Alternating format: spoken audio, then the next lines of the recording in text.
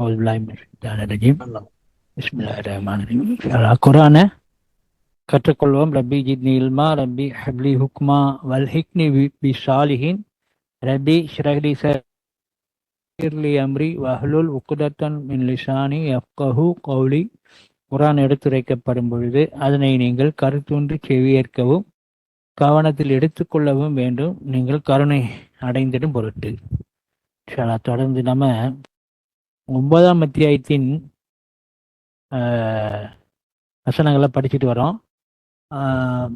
பரா அப்படிங்கிறது அத்தியாயத்தின் தலைப்பு. அதை நம்ம ஏற்கனவே பழைய ஜான் டெஸ்ட் போன்ற குரான் பழைய முந்தைய இருந்த அந்த குரான் மொழிபெயர்ப்புகள்லையும் அதெல்லாம் நம்ம அத்தௌபா என்று அதை அதை சொல்லியிருப்பாங்க. அத்தௌபா அத்தியாயம் அப்படின்ட்டு அந்த அத்தௌபா அத்தியாயம்ங்கிறது அந்த வார்த்தை வர்றது அது முன்னாலேயே வருது, அது 9ஆம் அத்தியாயத்தின். ஆனால் அது பரா அப்படிங்கிறது தான் அதனுடைய பெயராக இருக்கிறது என்பது 19 என்ற அந்த கணித கட்டமைப்பு நமக்கு சுட்டி காட்டுது. ஏனென்றால் அலிஃபில் துவங்கிய கூடிய அத்தௌபா இடம்பெற்றால் அந்த கட்டமைப்பு குறைந்து விடும்.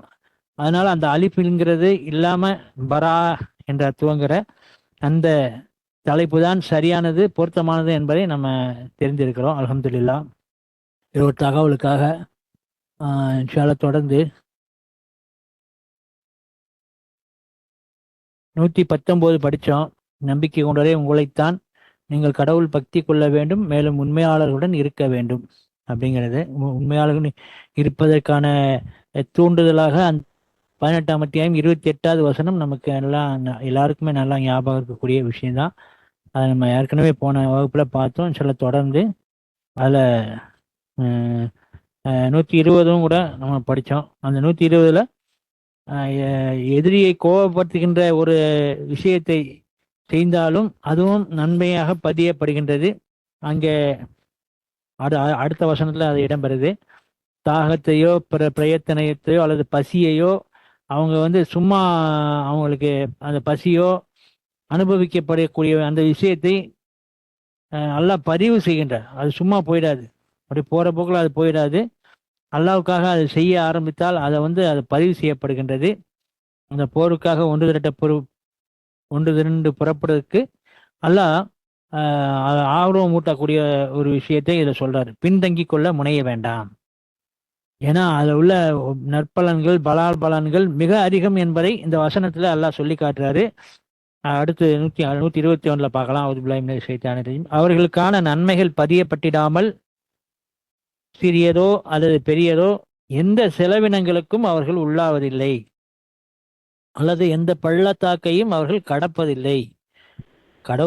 கடவுள் நிச்சயமாக அவர்களுடைய காரியங்களுக்காக தாராளமாக அவர்களுக்கு வெகுமதி அளிப்பார்.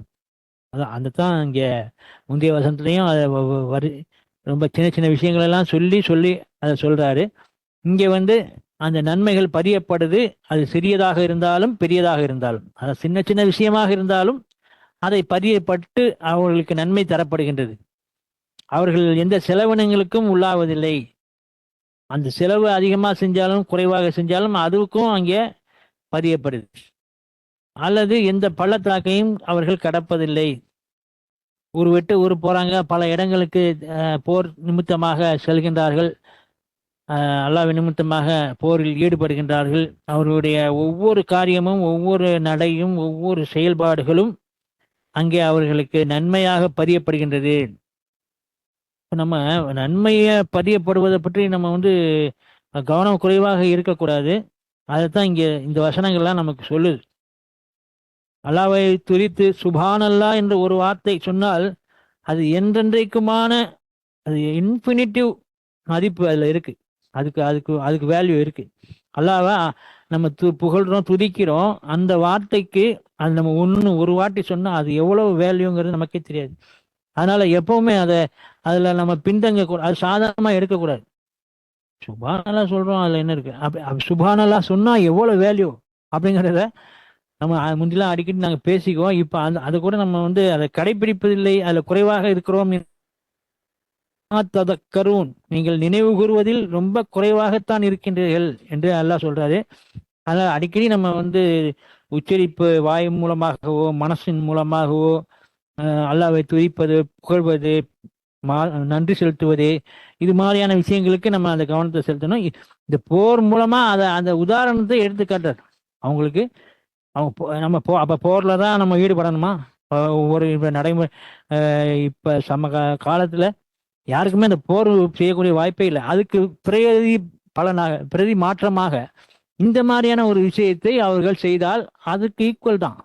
அல்ல, அதான் நான் போன வகுப்புல, போன ஆரம்ப கட்டத்திலே கூட 112வது வசனத்துல, அவர்கள் பாவத்திற்காக வருந்துபவர்கள், வழிபடுபவர்கள், புகழ்பவர்கள், தியானிப்பவர்கள், குனிந்து வழிபடுபவர்கள், அத்துடன் சிரம் பணிபவர்கள், நன்னறியினை ஆதரிப்பவர்கள், அத்துடன் தீமையை தடுப்பவர்கள், மேலும் கடவுளின் சட்டங்களை பேணுபவர்களாக இருக்கின்றனர். இத்தகைய நம்பிக்கையாளருக்கு நற்செய்தி குறிப்பிடாக. இதெல்லாம் எல்லாம் நமக்கு ஏன் சொல்றாரு? செஞ்சா அதுக்குள்ள வேல்யூ இருக்கு, அதிகமான பலன்கள் இருக்குது. அதை நிறைவேற்றி நம்ம அதை பெற்றுக்கொண்டால் அதன் மூலம் அல்லாஹ்விடத்தில் நெருங்கி செல்ல முடியும். நம்முடைய ஆன்மாவை கொண்டு, பலப்படுத்தி கொண்டு, ஊட்டப்படுத்தி கொண்டு அல்லாஹ்வை நெருங்குவதற்கான அந்த தன்மை நமக்கு அந்த கெப்பாசிட்டி இருக்கும். அப்படி இல்லைன்னா சுருங்கி போன ஆன்மாவா இருந்தால் அல்லாஹ் கிட்டக்கே போக முடியாது. அவருடைய எனர்ஜி அவ்வளவு பிரம்மாண்டமானது. அது கிட்டக்க போறதுக்கு அது இல்லைன்னா எப்படி மோசஸ் நினைவிழந்து விழுந்தார். அந்த நாங்கள் கடவுளை உருவத்துடன் பார்க்கணும்னு சொல்றவங்க 2ஆம் அத்தியாயம் 55வது வசனத்துல அவர்கள் மின்னல் தாக்கி, மின்னல்னா அது துளியாக இருக்கும், அது ரொம்ப ரொம்ப ஒண்ணுமே இல்லாத, அதை விட பன்மடங்கு கிரகிக்க முடியாது. அந்த மின்னல் தாக்கி அவர்கள் மரணிக்கிறார்கள் என்பதையெல்லாம் நம்ம பார்க்கிறோம். ஆனா அந்த அந்த அந்த சக்தியை தாங்கக்கூடிய வகையிலே அந்த அளவுக்கு நமக்கிட்ட ஆற்றல் இருக்கணும். அதற்கு என்ன செய்யணுங்கிறது அல்லாஹ் நமக்கு அந்த உபாயங்களை சொல்லிக் கொடுக்குறாரு. புகழணும், துதிக்கணும், ஆராதிக்கணும், அவரிடத்துல நன்றி செலுத்தக்கூடியவளாக இருக்கணும், அந்த ஐவேளை தொழுகைகளை நிறைவேற்றக்கூடியவளாக இருக்கணும். அது மாதிரி போர் சமயத்துல அந்த செயல்பாடுகளை செய்வது, அதன் மூலமாக நன்மைகள் பதியப்படுது அப்படிங்கிறத சொல்றாங்க. அல்லாஹ் நீங்கள் ஒரு நன்மை செய்தால் அது 10 பதியுது, ஒரு தீமை செய்தால் ஒன்றே ஒன்றாக பதியப்படுது அப்படிங்கிறத நமக்கு அல்லாஹ் சொல்லி கொடுக்குறாரு. அதான் நமக்கு அல்லாஹ் நமக்கு அதை சொல்லி தந்தா ஒழிய நமக்கு தெரியாது நம்ம என்ன செய்யணும், எப்படி அல்லாஹ்விடத்திலே நெருங்கி செல்வதற்கு என்ன உபாயங்கள் அப்படிங்கிறது நமக்கு தெரியாது. அதெல்லாம் இந்த குர்ஆனிலேயே நமக்கு விலாவரியாக சொல்லி இருக்கிறார். அதை நம்ம பின்பற்றக்கூடியவர்களாக, கடைபிடிக்கக்கூடியவர்களாக, அதிலே சலிப்போ அலுப்போ செய்யாதவர்களாக, கேலியோ கிண்டலோ செய்யாத. முன்னெல்லாம் ஒரு சகோதரர் இன்னொரு சகோதரர் அடிக்கடி சுப்ஹானல்லாஹ், அல்ஹம்துலில்லாஹ் அப்படி சொல்லும்போது அவரே இப்ப சொல்ல ஆரம்பிச்சிட்டாரு அல்ஹம்துலில்லாஹ். என்ன சொல்லுவாரு? பொழுதோட சுப்ஹானல்லாஹ் எதுக்கு இப்படியே சொல்லிட்டே இருக்க அப்படின்னு அப்படி சொன்னவங்க கேலி பண்ண மாதிரி அதை நினைச்சுக்கிட்டு இருந்தவங்க இன்றைக்கு அவர்களுக்கு அது தேவை இருக்குதுன்னு உணர்றாங்க. அல்ஹம்துலில்லாஹ். பேர் குறிப்பிட விரும்பவில்லை. தொடர்ந்து 122வது வசனம். மற்றவர்களும் ஏதேனும் பேசணும், கேட்கணும் அப்படின்னால் கேளுங்க. அந்த வசனத்துல 122 மார்க்க கல்வியின் முக்கியத்துவம். இந்த மார்க்க கல்விங்கிற ஒன்று ரொம்ப என்ன சொல்றது, பிரதானமாக அமைத்துப்பட உலகியல் கல்வியை நம்ம அதுக்கு எவ்வளவு முக்கியத்துவம், பயங்கர முக்கியத்துவம் கொடுக்குறோம். அது என்ன சொல்றது, ஒண்ணுக்கு 10க்கு மேல 20 மடங்கு அதுக்கு முக்கியத்துவம் கொடுக்குறோம். அதெல்லாம் நான் சொன்னா எம்எல்ஏ கோச்சுக்க போறீங்க, அதனால நான் அதெல்லாம் கடந்துடுறேன். இப்ப என்ன சொல்ல போறேன்னா, மார்க்க கல்வியின் முக்கியத்துவம். மார்க்கம்ங்கிறது அல்லாஹ்வுடைய பாதையில செயல்படக்கூடிய விஷயங்கள். அதுக்காகத்தான் எங்க ஊர்ல இளையாங்குடியிலலாம் காலேஜ், சரி, மேல பள்ளிவாசல் பள்ளிக்கூடத்துல மாரல் கிளாஸ் அப்படின்னு வச்சிருப்பாங்க. எங்க எல்லா ஊர்லயுமே இருக்கு, எல்லா கிளாஸ்லயுமே இருக்கு. மாரல் கிளாஸ் அப்படின்னு வச்சிருப்பாங்க. அது எல்லாம் சொல்லி கொடுப்பாங்க. அரபி பாடம், அதுதான் நாங்க இஞ்சில் ஈசா, இஞ்சில் ஈசா புர்ஹானி அப்படின்னு ஒரு கவிதை மாதிரி வரும். நமக்கு வந்து மார்க் இருக்கும். அல் ஃபாத்திகாவை தமிழ் படுத்தி ஞாபகம் இருக்கு. பல விஷயங்கள்ல அது சொல்லி கொடுப்பாங்க. மார்க்க கல்வியின் முக்கியத்துவம்ங்கிறது அது அவங்க தவறான கல்வியை போதிக்கிறாங்கங்கிறது வேற விஷயம். ஆனா அதுல முக்கியத்துவம் கொடுக்குறாங்க அப்படிங்கிறத நம்ம பார்க்குறோம். இன்றைக்கும் அல்லாவுடைய கிருபையில சகோதரிகள் ஆரம்பிச்சிட்டாங்களா எனக்கு தெரியல, சொல்லுங்க யாராவது. அழிப்பு அந்த அரபி பாடத்திட்டங்கள், எழுத்து படிக்கிறது அதெல்லாம் 10ஆம் தேதி ஸ்டார்ட் பண்றாங்க. 10ஆம் தேதி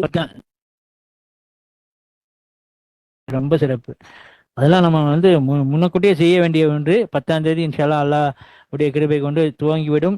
அதை எல்லாரும் வரவேற்கக்கூடியவர்களாக, அதில் கற்றுக்கொள்ளக்கூடிய பாடத்தை கற்றுக்கொள்ளக்கூடியவர்களாக, அரபியை கற்றுக்கொள்ளக்கூடியவர்களாக. அரபியை ஏன் கற்றுக்கொள்ள, அதில் வந்து அது பெரிய விஷயம் கிடையாது. ஆனால் அதில் தான் குரான் இருக்குது. அரபிக்கு பெரிய விஷயம் கிடையாது. ரஷாத் அவருடைய குரான் வகுப்புல அவருடைய இதுல வந்து கற்றுக் கொடுக்குறாரு. அதுக்கு பாதியில கைவிட்டப்பட்டதாக இருக்குது. ஆனா அது கற்றுக் கொடுக்குறாரு. எப்படி அது அரபி இருக்குது, லெட்டர்ஸ் படிக்கிறது எப்படி, குரான் வாசிக்கிறது எப்படி அப்படிங்கிறத கத்தி கொடுத்து ஒரு வகுப்பை நடத்துறாரு. அதெல்லாம் நம்ம பார்க்குறோம் இல்லையா? அதனால அது வந்து ஒரு ஊக்கப்படுத்த வேண்டிய, எல்லாரும் வரவேற்க வேண்டிய ஒரு விஷயம் இன்ஷா அல்லாஹ். அதன் மூலம் நிறைய கற்றுக்கொள்ள முடியும். அரபியில குரான் இருக்குதுங்கிறதுனால அதை நம்ம நிறைய என்ன சொல்றது, அள்ளி அள்ளி பருகலாம். முத்துக்களை, அதான் கடல்ல கரையில நின்றா வெறும் சிப்பி தான் கிடைக்கும். கடல்ல இறங்கிட்டோம்னா முத்துக்கள் கிடைக்கும் இல்லையா? அது மாதிரி நிறைய பருகலாம். நிறைய குரான் வந்து ஒரு பொக்கிஷமாக இருக்கு. ஒரு சாதாரண ஒன்று இல்லை. குரானுடைய அந்த கனத்தை பற்றி சொல்றாரு. அது மலையின் மீது இறக்கி வைத்தால் அது மலை சுக்குநூறாக ஆகிவிடும் என்று சொல்றாரு.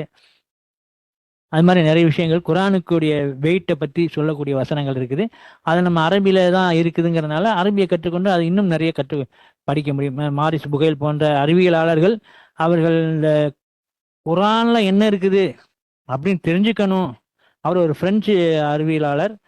அதை அரபியில நான் கற்றுக்கொண்டு குரானை அரபியில படித்து அப்புறம் நான் வந்து அதுல என்ன இருக்குதுன்னு கத்துக்குவேன் அப்படின்னு காலத்துல கூட அதை செய்கிறாரு. செஞ்ச பிறகு அதுல இருந்து நிறைய விஷயங்களை Quran, science and Bible, Quran Bible and science அப்படிங்கிற ஒரு புக்கை எழுதியிருக்காரு. அதுல வந்து நிறைய குரானோட ஒத்து போகக்கூடிய விஷயங்களாக இருக்குது. அதெல்லாம் வந்து நம்ம பார்க்குறோம். தொடர்ந்து மார்க்க கல்வியின் முக்கியத்துவம்ங்கிறத நம்ம ரொம்ப கவனத்தில் வைத்துக்கொள்ள வேண்டும். நம்முடைய குழந்தைகள், நம்முடைய பிள்ளைகளுக்கு, வரக்கூடிய தலைமுறையினருக்கு, இன்னும் சிறுவர்களுக்கு அதை போதித்து மார்க்க ரீதியான ஒரு இன்டாக்டா கற்றுக்கொண்டவர்களாக, நான் மார்க்க ரீதியா எனக்கு நிறைய விஷயம் தெரியும் அப்படிங்கிற ஒரு தகுதியுடன் இருக்க நமக்கு செய்யணும் இன்ஷா அல்லாஹ். 122 வசனத்திலேயே அது இருக்குதுங்கிறத முக்கியமா நம்ம கவனிச்சு பார்க்கணும். அவுதுபில்லாஹி மினஷ் ஷைத்தானிர் ரஜீம். நம்பிக்கையாளர்கள் 1-2 புறப்பட்டால் அவர்களில் எல்லாரும் அவ்வாறு செய்துவிட வேண்டாம். ஒவ்வொரு குழுமத்திலிருந்தும் ஒரு சிலர் தங்கள் நேரத்தை அர்ப்பணித்து கொண்டு மார்க்கத்தை கற்றுக்கொள்வதற்காக புறப்பட வேண்டும். இவ்விதமாக அவர்கள் திரும்பி வரும்போது தங்கள் சமூகத்தாரிடம் அறிவை பரப்பிவிட முடியும். மார்க்க ரீதியில் அறிந்து கொண்டவர்களாக அவர்கள் இருந்து கொள்ளும் பொருட்டு. இது என்ன சொல்றதுன்னா, 1-2 புறப்பட்டா அவங்க வந்து எல்லாரும் சேர்ந்து அப்படி போயிட வேண்டாம். போர் சமயத்துல போருக்காக எல்லாரும் ஒட்டுமொத்தமா கிளம்பி போயிட வேண்டாம். அதுல இருக்கக்கூடிய சில அறிவியலாளர், அந்த அறிஞர்கள், அந்த கல்வி கற்கக்கூடிய ஆர்வம் உள்ளவர்கள், அல்லது கல்வி புகட்டக்கூடிய, கல்வியை சொல்லக்கூடிய வகையில இருக்கக்கூடியவர்கள், அவர்கள்லாம் வந்து ஒரு சிலர் 50 பேர்ல ஒருத்தர் 2 பேர் செலக்ட் பண்ணப்பட்டு, 100 பேர்ல 2 பேர் செலக்ட் பண்ணப்பட்டு அவங்க வந்து அந்த நேரத்தை அர்ப்பணித்து கொண்டு அவர்கள் அதற்காக கற்றுக்கொள்வதற்காக அவங்களோட சேர்ந்து போகணும். அல்லது அது வேற இடமாக கூட இருக்கலாம். அதான் கற்றுக்கொள்வதற்காக அவங்க சேர்ந்து புறப்பட்டு நிறைய அந்த அதான் இது வந்து நம்ம சாதாரணமா நினைக்க கூடாது. ஏனென்றால் இந்த யாரு இவரு சார்லஸ் டார்வின்ங்கிறவர்லாம் அவர் வந்து குரான் சொன்ன அந்த விஷயத்தை அவர் கடைசி ஒரு புற சுற்றி பார்த்து உயிர்களின் துவக்கத்தை நீங்கள் கண்டு கொள்ளுங்கள் என்று அல்லாஹ் சொல்ற அந்த விஷயத்தை அவர் செய்கிறார். அது நம்ம முஸ்லீம்களும் செய்திருக்காங்க. அவங்க அதெல்லாம் நம்ம பேர்கள் மறைக்கப்பட்டு இருக்குது, மறக்கடிக்கப்பட்டிருக்குது. அதை விட்டுருவோம். டார்வின் தான் ரொம்ப பிரபலமாக ஆக்கப்பட்டிருக்கார். ஏனென்றால் அவர் வந்து இந்த தவறான ஒரு கோட்பாட்டை நிரூபிக்கிற வகையில அது சொல்லியிருக்காரு. குரங்கிலிருந்து தான் மனிதன் பிறந்தான் அப்படிங்கிறத அந்த கண்டுபிடிப்பாக அவர் சொல்றார். ஆனா அது வந்து ஒரு பரிணாம வளர்ச்சி என்பது அல்லாஹ் சொல்லக்கூடிய ஒன்றுதான். ஆனால் மனிதன் அப்படிங்கிற அந்த லெவலுக்கு அது பொருந்தாது. மனிதனுக்கு அந்த பரிணாம வளர்ச்சியின் கடைசியாக இன்டெலிஜென்ட் கிரீச்சர், அறிவு சார்ந்த ஒரு படைப்பு, அது வந்து அமீபாவில இருந்து மனுஷனா ஆயிடுச்சுன்றது சயின்ஸே கூட ஏத்துக்காது. சயின்ஸே ஏத்துக்கல. ஏன்னா அதுக்கு உள்ள டிஎன்ஏவும் இதுக்குள்ள அதாவது குரங்கினுடைய டிஎன்ஏவும் மனிதனுடைய டிஎன்ஏவும் வேறுபட்டது. எப்படின்னா அது வந்து இம்பாசிபிள், அதாவது என்ன சொல்றது, பியாண்ட் பாசிபிலிட்டி. அந்த அந்த அதை வந்து அவர்கள் செய்து காட்டினால் அது பியாண்ட் ப்ராபபிலிட்டி ஆயிடும், சாத்தியத்திற்கு அப்பால. ஏனென்றால் ஒரு பகடையை உருட்டினால் என்ன உழுவுனா, நம்ம நினைச்ச நம்பர் உழுவணும்னா ஒரு 1000 வாட்டி போட்டா நம்ம நினைச்ச நம்பர் உளுந்துடும். ஒரு 3 பகடையோ 4 பகடையோ 5 பகடையோ இப்படி கையில் குலுக்கி போட்டோம் என்றால் நம்ம நினைச்ச நம்பர் வந்து அதில் வந்து வரிசையாக விழுந்துடும் அல்லது ஒரு கோடாக விழுந்துடும். அந்த மாதிரியா உழுவுறதுக்கு வாய்ப்பு வந்து அந்த வாய்ப்பை சொல்லி சொல்லி கரெக்டாக போகும்போது இந்த டிஎன்ஏ வந்து குரங்கினுடைய டிஎன்ஏ மனித டிஎன்ஏவாக மாறுவதற்கு அது வாய்ப்பே 0.0000000.1 ஏதோ எங்கேயோ போய் அவ்வளோதான் இருக்குது அந்த வாய்ப்பு. அந்த பாயிண்ட் அது அந்த வாய்ப்புக்கு அது நடக்கவே சாத்தியம் இல்லைங்கிறது அது சொல்லுது. அது மாதிரியான விஷயங்கள்லாம் இந்த பரிணாம வளர்ச்சியின் தத்துவமாக அது இருக்குது. அது எல்லாம் வந்து நீங்க கற்றுக்கொள்ளுங்க. அது பூமியில் பல சென்று நிறைய இடம் உயிர்களின் துவக்கத்தை கண்டுகொள்ளுங்கள். அது அந்த வசனம் ஞாபகம் இல்லை, யாராவது எடுக்க முடிஞ்சா எடுங்க. உயிர்களின் துவக்கத்தை கண்டுகொள்றதுன்னா அந்த பேக் டு அந்த ஜீரோவுக்கு போறது. ஜீரோ என்ன ஆச்சு, முதல்ல என்ன எப்படி நடந்துச்சு, எப்படி இப்போ இவ்வளவு நம்ம கண்ணு காணக்கூடிய அனைத்தும் எப்படி இங்க வந்துச்சு, அது வேணும்ல. இப்போ வந்து ஒரு நம்ம வீட்டுல ஒரு கன்று பிறந்திருக்குன்னா அது கன்றுக்கு பசு இருக்குது, பசுவுக்கு இன்னொரு பசு. அதை நம்ம எப்படி பிறந்தோம், நமக்கு பெற்றோர்கள் இருக்கிறார்கள், பெற்றோர்களுக்கு பெற்றோர்கள் இருக்கிறார்கள், இப்படியே அங்கே முன்னால போய்கிட்டே இருக்கும்ல. அது முன்னாலே போயிட்டு இருக்க அதான் லூசி என்று சொல்வார்கள். அந்த பெண்ணிலிருந்து அது அந்த முதல் கருவாக லூசி என்ற அந்த பெண்ணிலிருந்து அந்த லூசிக்கு முன்னால அது வந்து ஒரு இதுவா இருந்துச்சு, அதாவது சிம்பன்சியா இருந்துச்சு என்றெல்லாம் கதை விடக்கூடிய விஷயத்தை நம்ம கேட்குறோம். ஆனா அந்த முன்னால போய் அது என்ன, யாரு, எங்க இருந்து வந்திருக்கிறோம், நம்ம எப்படி வந்தோம், பூச்சிகள் எப்படி வந்துச்சு, விலங்கினங்கள் எப்படி வந்துச்சு, தாவரங்கள் எப்படி வந்துச்சு, இப்படி முன்னால போய் கண்டுபிடிக்கிறது. உயிர்களின் துவக்கத்தை கண்டுகொள்ளுங்கள். அப்ப அங்க அல்லாஹ்வுடைய இருப்பு தெரியும். அல்லாஹ் தான் இதை துவக்கி இருக்கிறார் என்பதை இனிஷியேட்டர் பாத்திரு சமாவாதி, அல்லாஹு பாத்திரு சமாவாத்தி வல்லாரு, வானங்கள் மற்றும் பூமியின் துவக்ககர்த்தா அவர் தான். அப்படிப்பட்ட ஒரு விஷயத்தை நம்ம கண்டுகொள்ள முடியும். அதுக்கு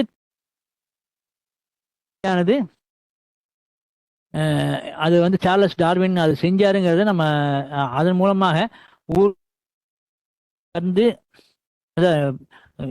நீங்க வந்து நூக்கன் கார்னர் மூளை முடுக்குகள் எல்லாம் சென்று அதை நீங்கள் பாருங்க. வரும் துவக்க, அதாவது உயிர்களின் துவக்கத்தை கண்டுகொள்ளுங்கிற அந்த வசனம் இன்ஷால்லா எடுங்க. யாராவது எடுக்கணும்னா இது போடணும், ஆப்பை போட்டு எடுக்கணும் இன்ஷால்லா. 123 படிக்கலாம்னு நினைக்கிறேன். வேற யாரும் கேள்விகள் கேட்கணும் பேசணும் அப்படின்னா பேசுங்க. நம்பிக்கை கொண்டோரே நம்பிக்கை கொண்டோரே உங்களை தாக்கும் நம்ப மறுப்போருடன் நீங்கள் சண்டையிட வேண்டும்.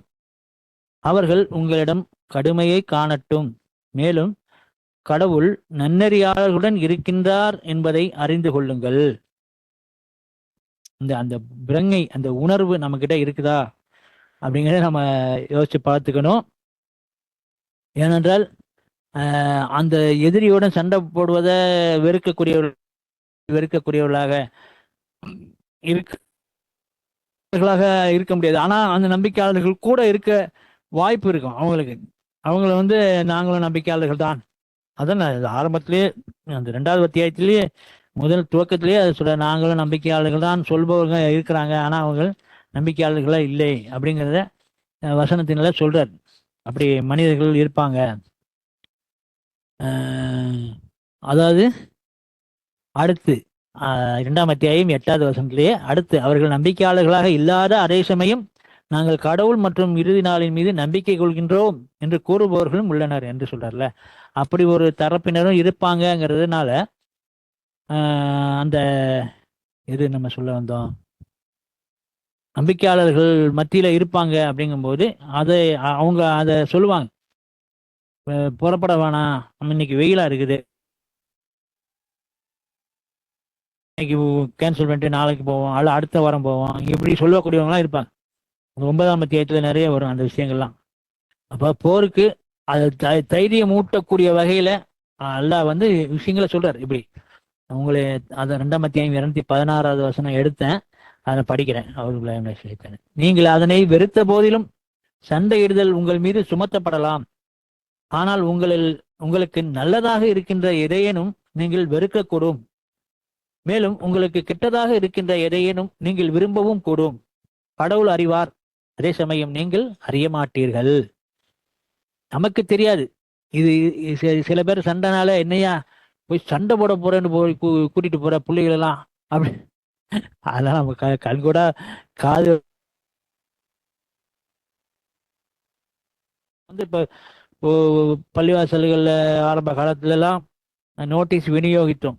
போய் ஒவ்வொரு பள்ளிவாசல்லையும் முகம்மது கடவுளின் தூதர் தான், அவர் வந்து இறுதி நபி தான், இறுதி தூதர் அல்ல அப்படிங்கிற ஒரு நோட்டீஸ்லாம் கொடுத்தோம். இறுதி தூதர் அல்ல, இறுதி நபி தான். அதெல்லாம் வந்து கூட்டிட்டு போகும்போதே சொல்றாங்க, அங்கே போலீஸ் அங்கே போனா பள்ளிவாசல்ல போனா சண்டை போடுவாங்க, பெரிய பிரச்சனை ஆயிரும், இதெல்லாம் கொடுக்க போகாதீங்க அப்படி தடுக்கிறதுக்கு அவங்க பேசுறாங்க. அதாவது அங்கே வெறுக்கிறாங்க, அது மாதிரி செய்யறத, நன்மை அது அல்லாஹ்வுடைய பாதையில செய்யப்படுத்தக்கூடிய செய்கையை வெறுக்கக்கூடியவர்களாக இருக்கிறார்கள். அது 3ஆம் அத்தியாயத்துல 150 வசனங்கள் எல்லாம் 154 155 அந்த மாதிரியான வசனங்கள் எல்லாம் அவர்கள் போருக்கு போறவங்களே எவ்வளவு டிஸ்கரேஜ் பண்றாங்கிறத அந்த வசனங்களை நம்ம பார்க்க முடியும். போருங்கிற விஷயத்தையே நம்ம கனெக்ட் பண்ணி பார்க்காம அல்லாஹ்வுடைய பாதையில் எவ்வளவோ நல்ல காரியங்கள் இருக்குது, அதற்காக நம்ம வந்து ஊக்கமாக அது செய்தால் நன்மை கிடைக்குது, பலன் கிடைக்குது, அதனால் நம்முடைய ஆன்மா வளர்ச்சி அடையுது அப்படிங்கிற ஒரு அடிப்படையில் நம்ம செயல்படுத்தணும். நிறைய விஷயங்கள் இருக்கு இல்லையா, அதில் நம்ம இன்றைக்கு வெபெக்ஸில் நிகழ்ச்சி நடத்துகிறோம். அது ரொம்ப ஊக்கம் குறைவாகத்தான், மக்கள் கலந்து கொள்ளக்கூடிய வகையில் ரொம்ப குறைவாகத்தான் இருக்குது. நம்ம அன்றோட கவனிக்கிறோம்ல, நாமளே அதில் இடம் பெறுகின்றோம். ஃபஜ்ரில் குரான் படிக்கிறாங்க, குறைஞ்சிக்கிட்டு போகுது. 20, 22, 28 அது வரைக்கும் தான் வருது. ஆரம்பத்தில் ரொம்ப அதிகமாக இருந்துச்சு, அதெல்லாம் குறைந்துருச்சு. இப்போ அந்த மாதிரியான அல்லாஹ்வுடைய பாதையில் செயல்படுத்தப்படக்கூடிய காரியங்களுக்கு நம்மளுடைய என்ன சொல்றது,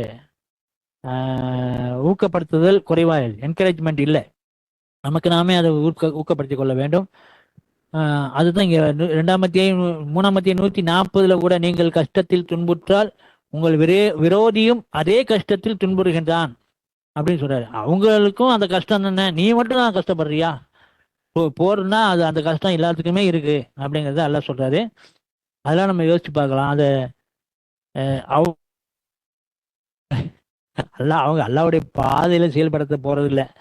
அவங்க வந்து தங்களுடைய ஆன்மா அந்த அகந்தையின் நிமித்தமாக இவங்களை விடக்கூடாது அப்படின்னு அவங்க போர் செய்ய வர்றாங்க. அவங்களுக்கும் அந்த கஷ்டம் தானே, வெயில், மழை, வீட்டை விட்டு வரணும், வீடு பாதுகாப்பு இல்லாமல் இருக்கும், மக்கள்லாம் அதுக்கு திரண்டு வரணும், அவங்களும் திரண்டு வரணும்ல, அந்த கஷ்டம் அவங்களும் அனுபவிக்கிறாங்கல்ல. ஆனால் நம்பிக்கையாளர்களுக்கு அது அவங்களுக்கு தான் கஷ்டம் அப்படின்னு நினைக்கிற அந்த மனோபாவத்தை அல்லாஹ் துடைத்தெழுகிறார்.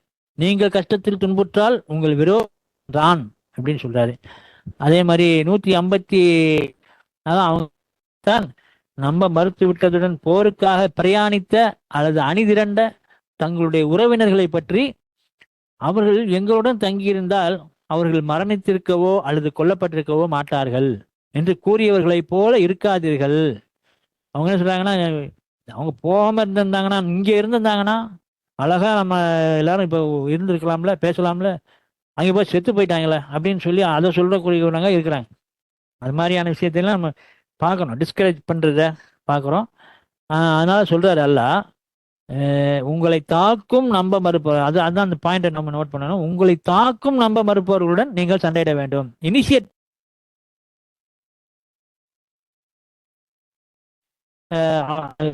செய்யக்கூடாது என்றது 2590 அந்த மாதிரி வருஷங்களை நம்ம பார்க்கலாம். 191 அதை துவக்கிறது, அது ஒரு பெரிய பிழையாக இருக்குது. நாம நம்பிக்கையாளர்கள் அதை செய்யக்கூடாது.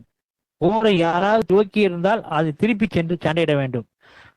நீங்கள் திருப்பி சண்டையிட வேண்டும் என்ற வசனங்கள் எல்லாம் நம்ம பார்க்கிறோம். உங்களை தாக்கும் நம்ப மறுப்போருடன் நீங்கள் திருப்பி சண்டையிட வேண்டும். அவர்கள் உங்களிடம் கடுமையை காணட்டும். அப்படி வந்துட்டா அவங்கள சும்மா விட்றாதீங்க. பின்னால உள்ளவனும் பயப்படுற அளவுக்கு அவங்களுக்கு போடுங்க அடியே அப்படின்னு சொல்றாரு. அதெல்லாம் வலிமையை மிக்க, அந்த வலிமையை கொண்டிருக்கக்கூடிய அந்த படையினரை கொண்டிருக்கக்கூடிய அந்த அவங்களுக்கு தான் சொல்றாரு. தனிநபராக நான் இருந்து கொண்டிருக்கிறேன், நீ போய் நம்ப மறுப்பவனோட சண்டை போடு, அவனை அடிச்சு வீழ்த்தி அப்படிங்கிறது சொல்லலை. அதெல்லாம் நம்ம கவனத்தில் கொள்ளணும். மேலும் கடவுள் நம்பிக்கையாளர் நன்னறியாளர்களுடன் இருக்கின்றார் என்பதை அறிந்து கொள்ளுங்கள். அவர் உங்க கூட தான் இருக்காரு. நீங்க அல்லாஹ் என் கூட இருக்காருன்ற எண்ணம் எனக்கு அந்த அது அந்த அந்த எண்ணம், அதாவது அதுக்கு எதிரான கூட அல்லாஹ் இருக்காரு. நான் ஏன் இவன் என்னை குத்திடுவான், கொன்றுவான், அவன் வீழ்த்திடுவான், கைது பண்ணிடுவான் என்றெல்லாம் பயப்பட வேண்டும். அப்ப அந்த நிலை அல்லாஹ் கூட இருக்கிறார் என்பதை அறிந்து கொள்ளுங்கள் என்று சொல்றாரு. இன்ஷாஅல்லாஹ் தொடர்ந்து அடுத்த அமர்வுல கற்றுக்கொள்வோம். ரப்பி ஜித்னி இல்மா. அல் ஃபாத்திஹா. பிஸ்மில்லாஹிர் ரஹ்மானிர் ரஹீம். அல்ஹம்துலில்லாஹி ரப்பில் ஆலமீன். அர் ரஹ்மானிர் ரஹீம். மாலிகி யௌமித்தீன். இய்யாக நஅபுது வ இய்யாக நஸ்தஈன். இஹ்தினஸ் ஸிராத்தல் முஸ்தகீம். சிராத்தல் லதீன அன்அம்த அலைஹிம் கைரில் மக்தூபி அலைஹிம் வலதாலின். மாஷா அல்லாஹ் லா குவத்த இல்லா பில்லாஹ். அஸ்ஸலாமு அலைக்கும்.